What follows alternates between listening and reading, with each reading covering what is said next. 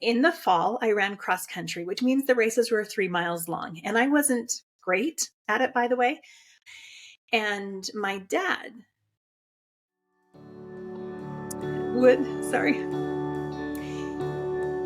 he and I would go over those races, those courses, and we would go through and he would say, oh, what looks hard to you? What seems like it'd be challenging? And that's where he would be. And he's like, okay, when the race starts, I'll be in the hardest parts.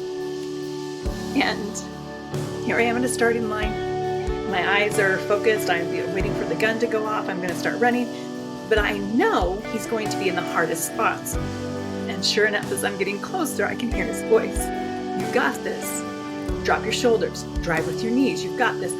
And always he would end with, I'll see you at the next place. And then we would do this through this entire 3-mile race. The last hard spot, this was what he would always say to me. You've got this. I'll see you at the finish line. And my coaches would tease that the race they loved to watch was between my dad and me to get to that finish line. He was cutting across the course and I was running on the course. And he did not run the race for me.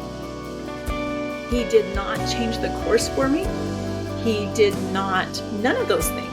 But what he did is he was where it was the hardest for me. And that's where he was. And he was encouraging and he was loving. And I think about that a lot. That to my Heavenly Father, He can't change the course.